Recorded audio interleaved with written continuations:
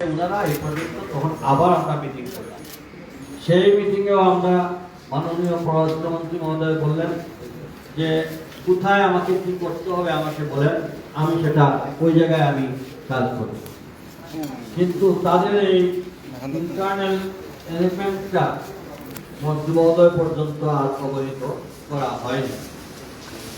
পরবর্তীতে দেখা যাচ্ছে অক্সিজেন কোম্পানি দুটো, একটা হচ্ছে স্পেকট্রা আর একটা হচ্ছে আগে উসমানী মেডিকেলকে সারা বাংলাদেশে অক্সিজেন এখানে ভালো করে আমার থেকে আরো ভালো বলতে পারবেন আমাদের চৌধুরী দুলাল ভাই এখানে আছি, ওনাকে আমরা এখানে আছি আজকে এই বিষয়ে তিনি আমাদের মনে হয় সবকিছু ক্লিয়ার করে আমাদের সকলের পক্ষে উনি এক বক্তব্য রাখতে পারবেন।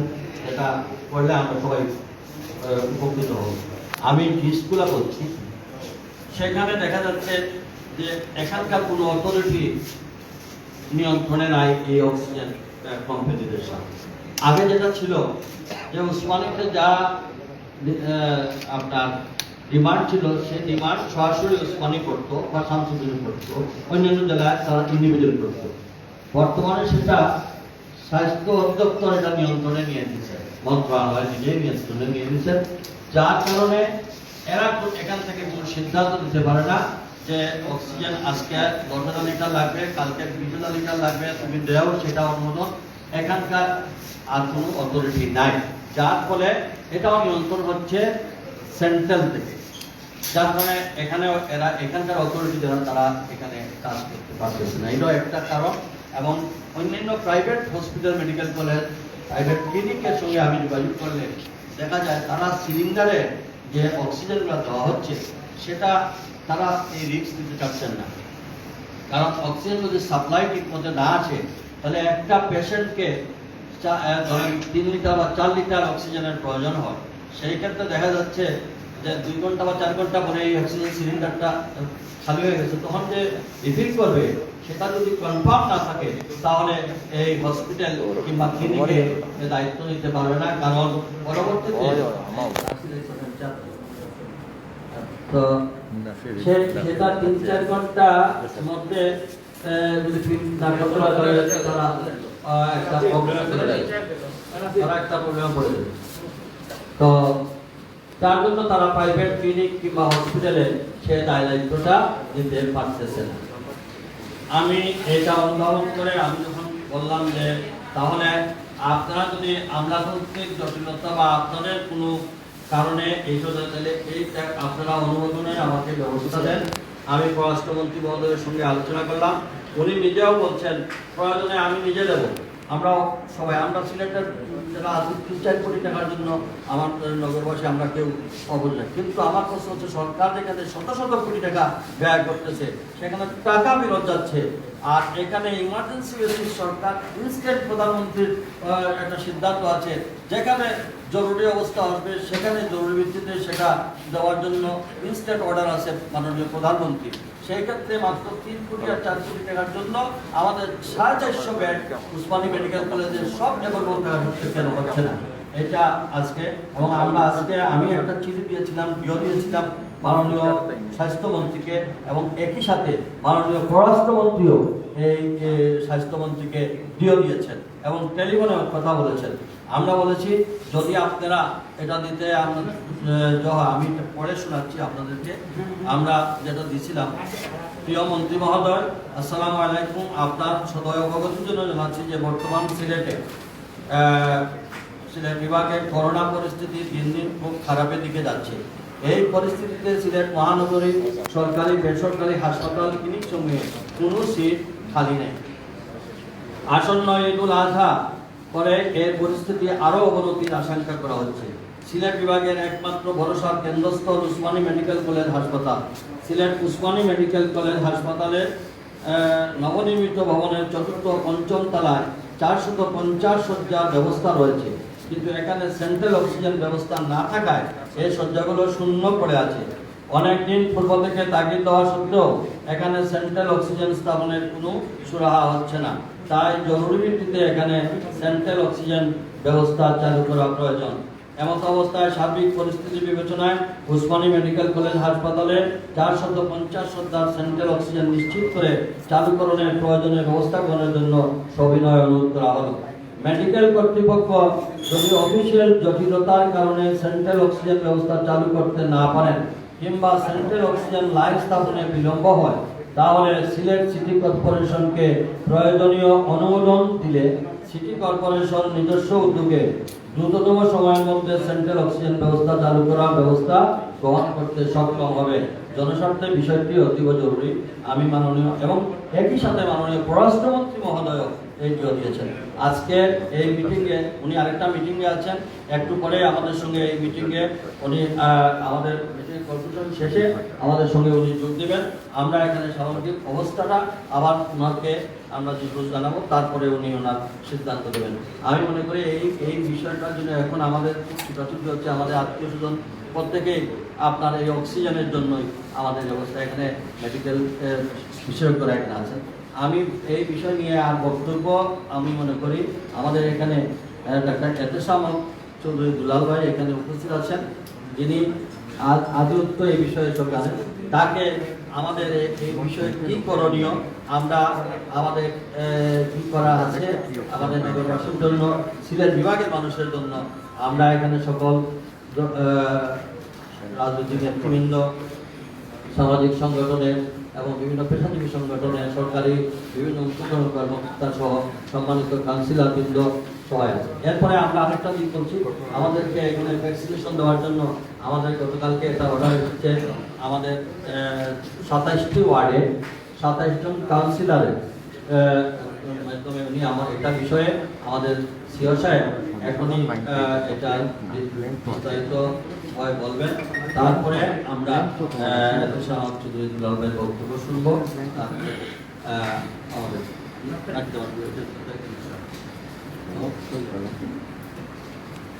ধন্যবাদ।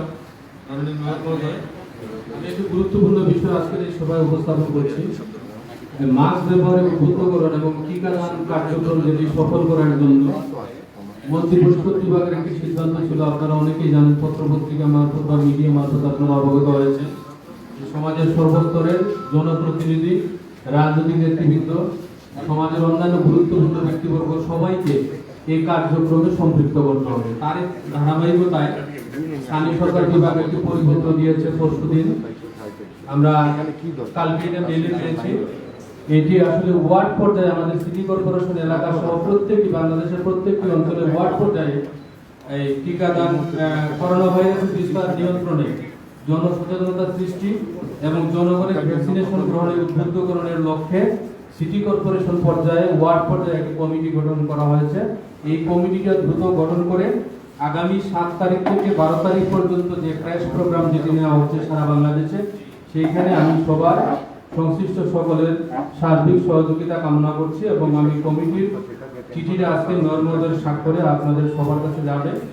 অনুগ্রহ করে আপনারা এই কাজটিকে সর্বাধিক গুরুত্ব দিয়ে আমাদের অক্সিজেনের সমস্যা মিটুক, আমাদের অন্যান্য কার্যক্রম চলুক, কিন্তু একই সঙ্গে টিকাদান যেন অব্যাহত থাকে। যেহেতু মাননীয় প্রধানমন্ত্রী এবং সদস্য সরকার সবচেয়ে গুরুত্ব দিচ্ছেন এখন টিকা উদ্বুদ্ধকরণ, টিকা প্রদানে শতভাগ আমরা যাতে সফল হতে পারি।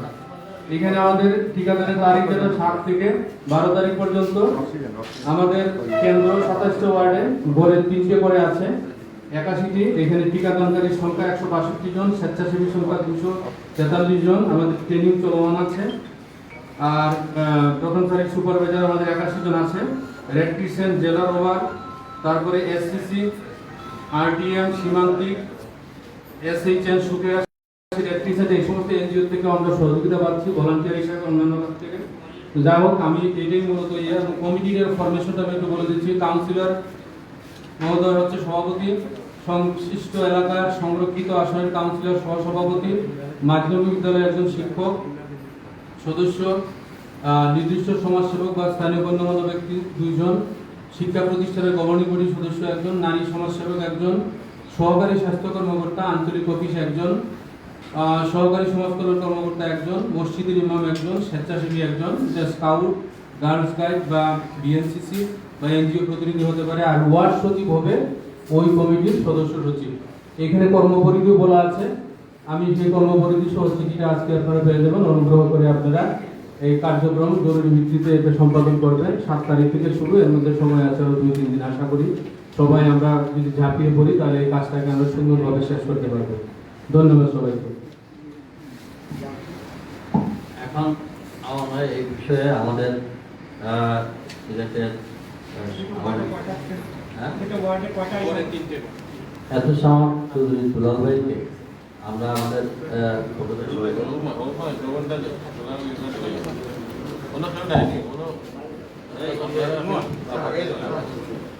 হ্যালো, সালামালাইকুম।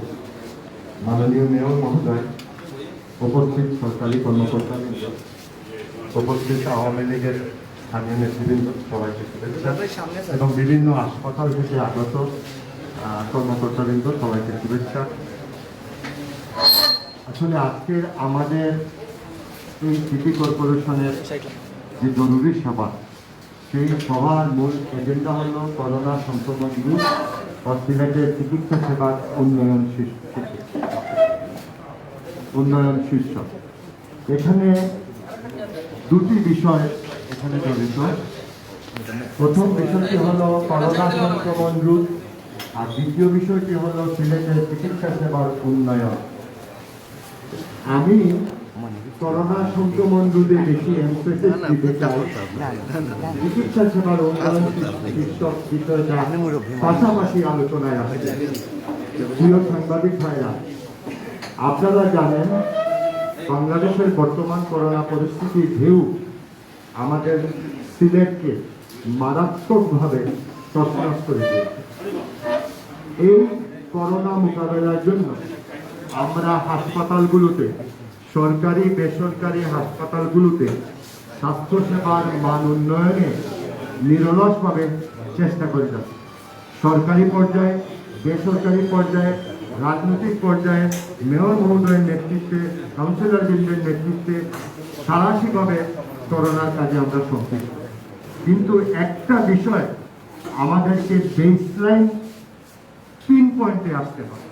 আমি জাতীয় পরামর্শক কমিটির একজন সদস্য হিসাবে শুধু এটুকুই বলতে চাই, আপনারা কোনোভাবেই ক্রমাগতভাবে হাসপাতালের শয্যা সংখ্যা যদি বৃদ্ধি করেন আর সিলেট সুরমা নদীর সকল পানিকে যদি অক্সিজেন লিকুইড হিসাবে কনভার্ট করে, তাহলেও কিন্তু করোনা নিয়ন্ত্রণ করতে পারবেন না।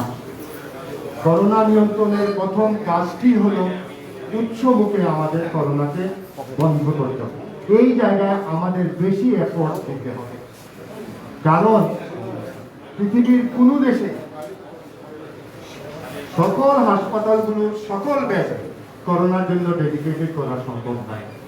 করোনার পাশাপাশি করোনা ছাড়া যে সকল রোগীরা আছে, সেই সকল রোগীদের স্বাস্থ্যসেবা নিশ্চিত করাও রাষ্ট্রের এবং সরকারের দায়িত্ব।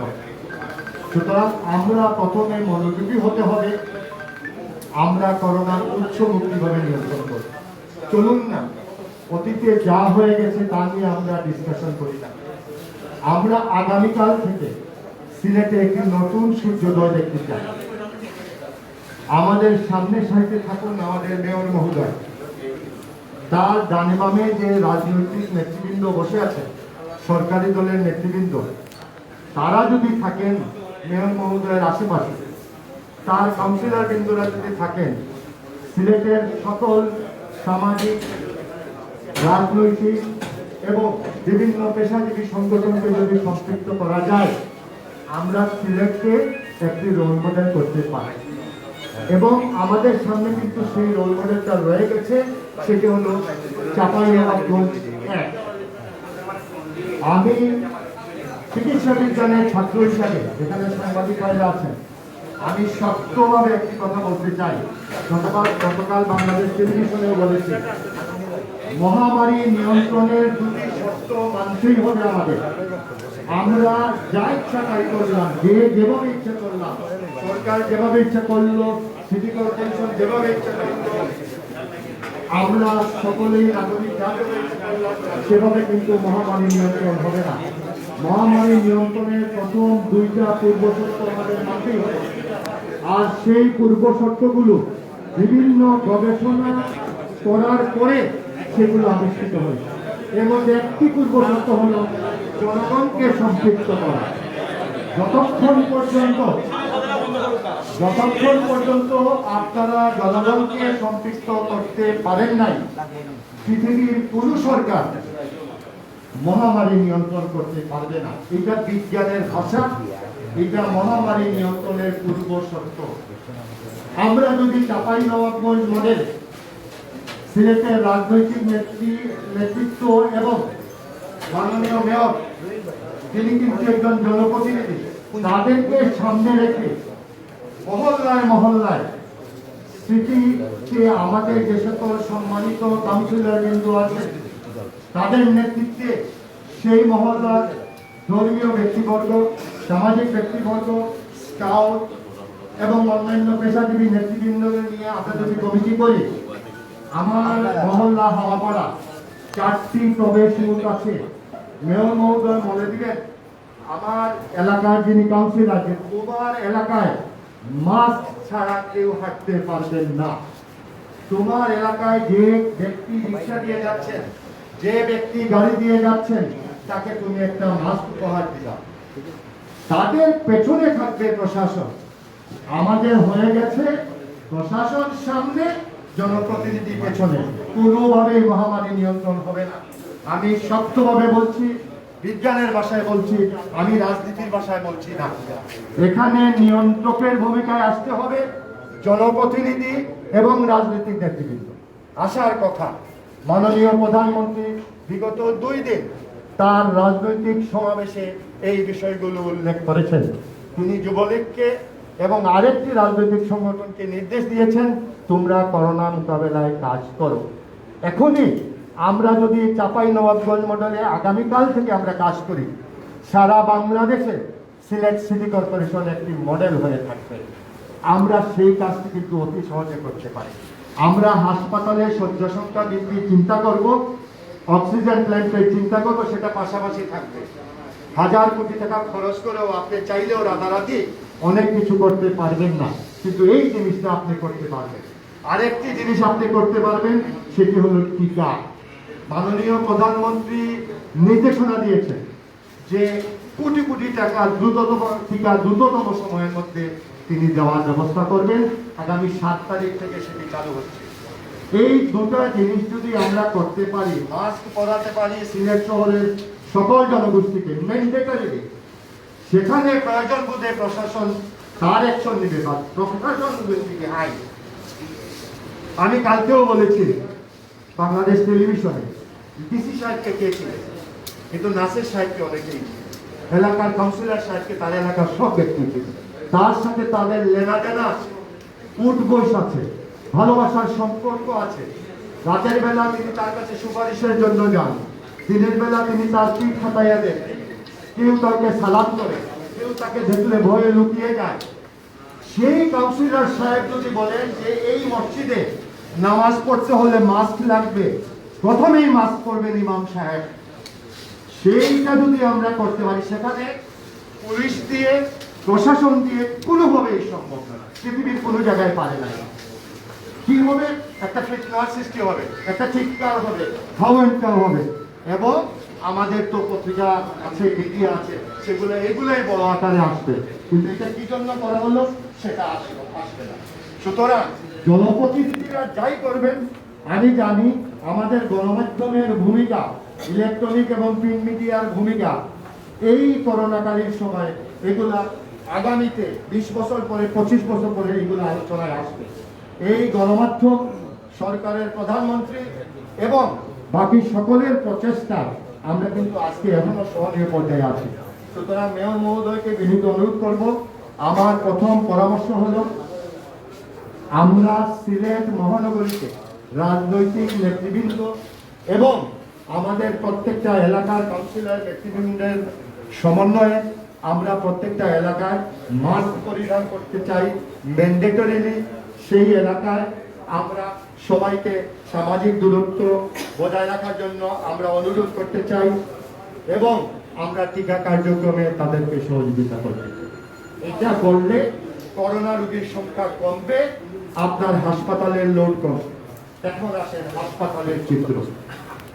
হাসপাতালে আপনারা সকলেই জানেন বিগত 18 মাস থেকে চিকিৎসক এবং অন্যান্য স্বাস্থ্যকর্মীরা নিরলসভাবে কাজ করে যাচ্ছেন।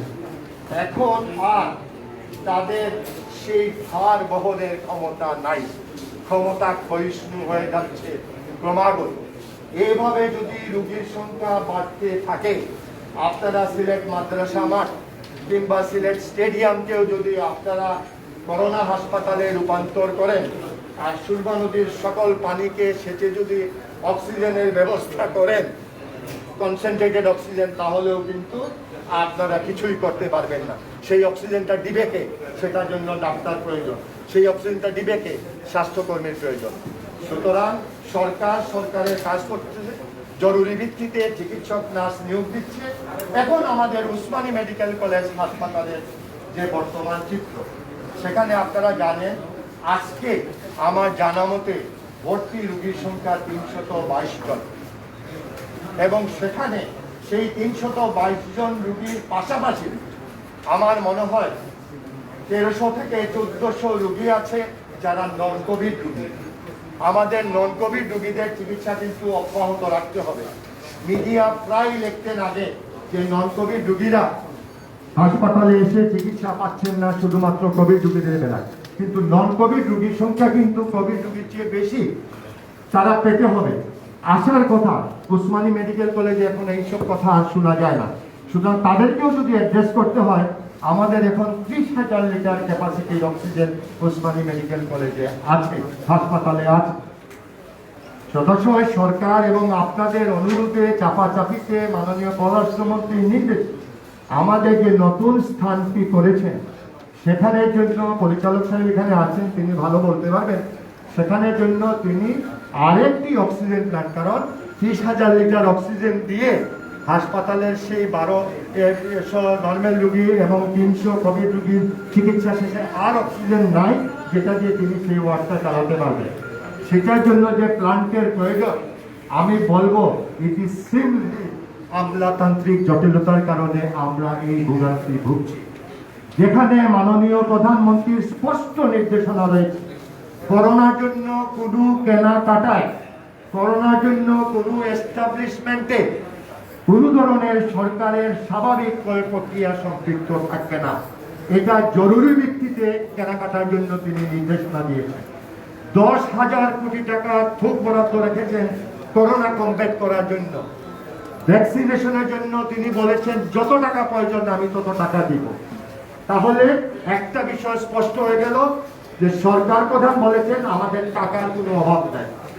2 নম্বর, সরকার প্রধান বলেছেন যে আমাদের এস্টাবলিশমেন্ট করার জন্য, কেনাকাটার জন্য জরুরি কেনাকাটার পদ্ধতি আমরা করতে পারি।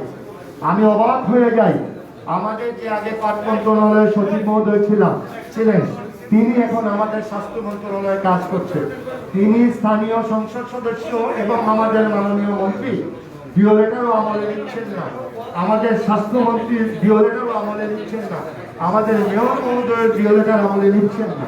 তাহলে আমাদের মনে হয় আজকে সভা থেকে আমরা স্বাস্থ্য মন্ত্রণালয়কে একটি আলটিমেটাম দিয়ে দিতে পারি যে আপনারা আগামী 7 দিনের জন্য আমাদের নির্ধারিত 4 থেকে 5 কোটি টাকা যদি আপনারা বরাদ্দ না দেন আমাদের সেন্ট্রাল অক্সিজেন সাপ্লাইয়ের জন্য, তাহলে আমরা প্রধানমন্ত্রী বরাবরে চিঠি লিখবে। এখানে রাজনৈতিক নেতৃবৃন্দ আছেন, তারা চাইলেই প্রধানমন্ত্রী বরাবরে চিঠি দিতে পারেন। মেয়র মহোদয় সে অধিকার রয়েছে প্রধানমন্ত্রী বরাবরে চিঠি দিবেন। যেখানে সরকার প্রধান টাকার অভাব বলছেন না, সেখানে কেন আমাদের স্বাস্থ্য মন্ত্রণালয় টাকার অভাব বলছে? আবার গণমাধ্যমের কাছ থেকে আমরা জানতে পারি স্বাস্থ্য মন্ত্রণালয় থেকে টাকা ফেরত যাচ্ছে, যেগুলো টাকা ব্যবহার হচ্ছে না। এখানেই কিন্তু শুভ করে থাকি, অর্থাৎ ইচ্ছার অভাব। কেউ যেন পিছন থেকে চাচ্ছে যে এই প্রবলেমগুলো আমরা জিয়ে রাখি। প্রবলেমগুলো যদি জিয়ে রাখা যায়, সেখানে ঘোলা পানিতে অনেক মাছ শিকার করা যায়। সুতরাং আমার মনে হয় আজকের সভায় রিজলিউশন নিয়ে মাননীয় প্রধানমন্ত্রীকে একটা চিঠি দেওয়া যায়, এটার অনুলিপি দেওয়া যায় স্বাস্থ্যমন্ত্রী মহোদয়কে, এটা অনুলিপি দেওয়া যায় আমাদের মাননীয় মন্ত্রী সিলেট শহরের, তিনিও অনেক ভাইব্রেন্ট মিনিস্টার, তাকেও বলা যায়। এবং সব শেষে যদি কোনো বিকল্প আমাদের খুঁজতে হয়, সিলেট শহরের 4 কোটি 5 কোটি টাকার জন্য আমার মনে হয় না মেয়র মহোদয় আটকায় যাবেন। মেয়র মহোদয় নিজে সেই টাকা সংগ্রহের দায়িত্ব নেবেন রাজনৈতিক দলের সাথে। উইদিন এ উইক আমরা সেখানে একটি অক্সিজেন প্ল্যান্ট আমরা সৃষ্টি করতে পারব। তার আগে অক্সিজেন প্ল্যান্ট সৃষ্টির পূর্বে একটা জিনিস জানায় রাখি, আমি আশ্চর্য হলাম, আমাদের এই বিভাগে দায়িত্বরত হচ্ছেন স্বাস্থ্য সচিব মহোদয়, যিনি আগে জুন সচিব ছিলেন, বর্তমানে উনি স্বাস্থ্য সচিব হিসাবে আছেন। তো বিশ্ব ব্যাংকের অর্থায়নে এবং ইউনিসেফের মাধ্যমে 30টি আপনার অক্সিজেন প্লান্ট বিভিন্ন জেলায় দেওয়া হয়েছে, কিন্তু উনি আমাদের দায়িত্বপ্রাপ্ত এই জেলা, আমাদের এই 30টা জেলার মধ্যেও সিলেটের বর্তমান অবস্থা 2-3টা জেলার পরেই কিন্তু সিলেটের অবস্থা, সেখানে এই লিস্টে দেওয়া হয়। আমি কালকে ইউনিসেফের ডাকে আছি, তারা হয় এটা মন্ত্রণালয় থেকে অনুমোদন করে, এটা সচিব মহোদয় যেটা দিয়েছে এইটাই লক্ষ্য করি, 30টা জেলায় দেওয়া হয়েছে, সিলেটকে দেওয়া হয়েছে। আমরা বিষয়টি শুনে মেয়র মহোদয়ের কাছ থেকে খুব হতাশ আমরা হলাম। আমার মনে হয় আপনারা এই বিষয়টি গণমাধ্যমে আপনারা আনতে পারেন এবং ইলেকট্রনিক মিডিয়া আপনারা বিষয়টি আলোচনার জন্য আনতে পারেন।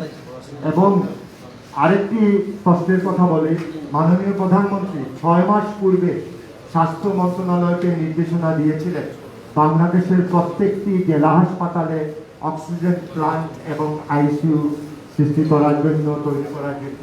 আমাদের সচিব সাহেব আসেন, সচিব সাহেব বিদায় হন, আরেক সচিব আসেন, আরেক সচিব বিদায় হন, কিন্তু আমাদের অক্সিজেন প্লান্টও হয় না, আমাদের সেন্ট্রাল অক্সিজেন লাইনটাও আমাদের আসে না, এবং আমাদের এখানে আইসিইউ শয্যা সংখ্যা বৃদ্ধি হয় না। সারা বাংলাদেশের প্রত্যেকটি জেলায় আইসিইউ নাই, সেটা গণমাধ্যম কর্মীরা জানেন। সুতরাং এগুলো হইল যারা নীতি নির্ধারণী পর্যায়ে আছেন, এগুলা জনপ্রতিনিধিরা কথা বলছেন, বারবার জানাচ্ছেন, কিন্তু সেটা যেখানে জায়গায় সিদ্ধান্ত হয় সেই সব জায়গায় সিদ্ধান্ত হচ্ছে না। তো আজকের এই সভা আমার মনে হয় এটা খুব একটা টাইম ডিমান্ডিং একটা সভা হয়েছে। এখানে সমাজের ক্রস সেকশন অফ জনপ্রতিনিধিরা আছেন, এখানে পাবলিক প্রতিনিধিরা আছেন, এখানে রুলিং পার্টির আমাদের ভাইব্রেন্ট 3জন নেতা আছেন, প্রেসিডেন্ট সাহেব, মহানগরের সেক্রেটারি সাহেব, আমাদের জেলার সেক্রেটারি সাহেব, এখানে আমাদের প্রশাসনের লোকজন আছেন। তো আমার মনে হয় আজকের সভা রিজলিউশন যদি আমরা আগামীকালকে আমরা প্রেসে চলে যাই এবং আজকের এটা যদি বিভিন্ন ইলেকট্রনিক দিকে চলে যায়, আমার মনে হয় মাননীয় প্রধানমন্ত্রীর দপ্তর একটু নড়ে বসবে এবং এটা চিঠি আকারে আমাদের পররাষ্ট্রমন্ত্রীকে দেওয়া, পররাষ্ট্রমন্ত্রী সেটা আমাদের মন্ত্রণালয়ে দেবে। প্রয়োজন বোধে মাননীয় প্রধানমন্ত্রীর কাছে চিঠি দেওয়া যেতে পারে। আমি আপনাদেরকে নিশ্চিত করতে পারি প্রধানমন্ত্রীর কাছে চিঠি দিলে প্রধানমন্ত্রী কোনো অবস্থাতেই সেখানে তিনি সেটা পছন্দ করেন যে আমাকে জানান নাই কেন, আমাকে জানালেন না কেন। কারণ আমরা অতীতে দেখেছি অনেক সমস্যা ছিল, যখন তার নজরে গেছে সমস্যাগুলোর সমাধান হয়েছে। আমার মনে হয় এই বিষয়টা এখন আমাদের সর্বোচ্চ মহলে দেওয়ার সময় চলে এসেছে। যথেষ্ট সময় আপনারা মন্ত্রণালয়কে দিয়েছেন, আরেকটা রিমাইন্ডার চিঠি দেন, পাশাপাশি মাননীয় প্রধানমন্ত্রী দেবেন। আর আমি আপনাদেরকে, আমি একজন সিলেটি হিসাবে বলতে চাই, যখন যেখানে আমাকে কাজে লাগবে আমাকে কাজে লাগাবেন, আমি আপনাদের পাশে আছি। আমিও সদর হাসপাতালে বিভিন্ন বিষয়ে wings and Osmani medical college হাসপাতালে ডাক্তার সাহেব আছেন, তাদের সাথে সময় কথা বলি। প্রাইভেট মেডিকেল কলেজগুলোতে যারা আছেন তাদের সাথেও কথা বলি। একটা জিনিস স্পষ্ট বলে দিই, দয়া করে হাসপাতালের দিকে তাকিয়ে থাকবেন না, বরঞ্চ আপনাদের চোখটা আনেন জনগণের দিকে। যদি আপনাদের চোখ জনগণের দিকে যায়, জনগণ মুখে মাস্ক পরবে, হাতে টিকা দেবে, হাসপাতালে রোগীর সংখ্যা কমবে। আর হাসপাতালে আমাদের এখন যে ফেসিলিটিস আছে সেই ফেসিলিটিস দিয়ে রোগীর সংখ্যা যদি কমে সেটা সার্ভিস দেওয়া সম্ভব। আর হাসপাতালে যদি রোগীর সংখ্যা বাড়ে, আপনি কোনো অবস্থায় সেটি কন্ট্রোল করতে পারবেন। ধন্যবাদ মাননীয় মেয়র সামাজিক। এখন থেকে আমার মনে হয় আমাদের দুলাল ভাই মোটামুটিভাবে আমাদের এই সংক্রান্ত বিষয়ে একদম ক্লিয়ারলি যেটা বক্তব্য, এরপরে আর কোনো বক্তব্য আসে না, কারণ উনি একদম স্পেসিফিক্যালি সব কিছু ডিটেলস বলেছেন। তো আমরা এখন থেকে 5 মিনিটের মধ্যে মাননীয় পররাষ্ট্রমন্ত্রী আরেকটা মিটিংয়ে যাওয়ার আগে আমাদের সঙ্গে এই মিটিংয়ে যোগ দেবেন। এখনই আমরা এর জন্য আর কোনো কাউকে ফ্লোর দিচ্ছি না। মাননীয় পররাষ্ট্রমন্ত্রীর কাছে দুলাল ভাইয়ের দেওয়া যে প্রস্তাবগুলো যদি এখানে হাউসে আমরা বের হয় সেটা যদি আমরা ওনাকে অবগত করি, তারপরে উনি আর যদি উনি ইম্পর্টেন্ট কোনো পয়েন্ট থাকে রাজনীতিবৃন্দ, প্রশাসনিক কর্মকর্তা বা মিডিয়া কেউ, তাহলে এখানে সরাসরি পয়েন্টটা বলেন যদি কোনো পয়েন্ট বাদ পড়ে যায়। নতুবা আমরা মুখ্যমন্ত্রী দুলাল ভাইয়ের যে বক্তব্য আছে সেই বক্তব্যটাই আমরা সামারাইজ করে আমরা আমাদের পররাষ্ট্রমন্ত্রীর কাছে দেবো। এবং এখানে আমি আরেকটা কথা বলে রাখি যে আমাকে অনেকেই সিলেটের বিশিষ্ট ব্যবসায়ী, শিল্পপতি থেকে শুরু করে আমাদের সমাজের অনেকেই বলেছেন যে যদি এটা আমাদের করতে হয় আমরা সব প্রস্তুত আছি ইনশাআল্লাহ। সিলেট সিটি অনেক পররাষ্ট্রমন্ত্রী আসছে,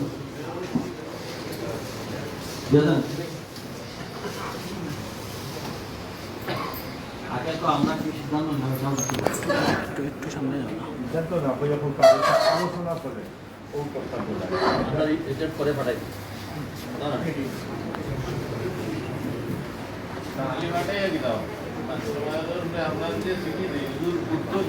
উত্তর নাই।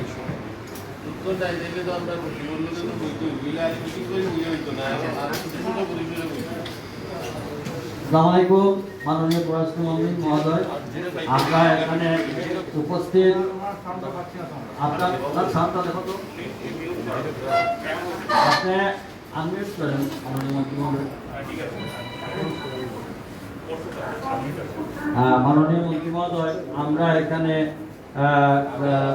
সকল রাজনৈতিক নেতৃবৃন্দ, আওয়ামী লীগের সেখানে মহানগরের সভাপতি মাসুদ ভাই, জেলা সেক্রেটারি নাসির এবং মহানগর সেক্রেটারি আমাদের অধ্যাপক জাকির, এখানে additional police commissioner, divisional commissioner এবং জেলা প্রশাসনের আপনার ওডিএম এবং এফএসামাদ চৌধুরী দুলাল ভাই সহ স্বাস্থ্য পরিচালক, বিভাগীয় পরিচালক এবং ওসমানী মেডিকেল কলেজের পরিচালক, বিভিন্ন হসপিটালের আপনার কর্মকর্তাবৃন্দ এবং সরকারি কর্মকর্তাবৃন্দ, সংশ্লিষ্ট কাউন্সিলরবৃন্দ, media, electronic media, print media, online মিডিয়ার সাংবাদিক ভাইয়েরা, বিভিন্ন পেশাজীবী সংগঠন, বিশেষ করে প্রেস, বার, চেম্বার, সবাই এখানে উপস্থিত রয়েছে। আমরা আলোচনা চলছে, আমাদের বিস্তারিত আলোচনার মধ্যে একটু আপনাকে আপনি শুনতেছেন কি আমাদের বক্তব্য? মাননীয় মন্ত্রী মহোদয়, আমাদের বক্তব্য শুনছেন? অল্প অল্প শুনতেছেন, একটু দেখেন তো এখন শুনতে পাচ্ছেন? আমার কথা শুনছেন? আমার কথা শুনতে পাচ্ছেন? জি, আপনার কথা শুনতে পাচ্ছি। আচ্ছা, এখন আপনি আমি যে বক্তব্যটা আমরা এখানে আলোচনা চলছে সেটার মধ্যে আপনিও দিয়েছিলেন এবং আমি আপনার কাছে পাঠিয়েছিলাম যে সিলেট উসমানী মেডিকেল কলেজে 450 বেড থাকা সত্ত্বেও, এখন শুনতে পাচ্ছেন? আচ্ছা, আমি আবার আপনাকে বলছি যে বিগত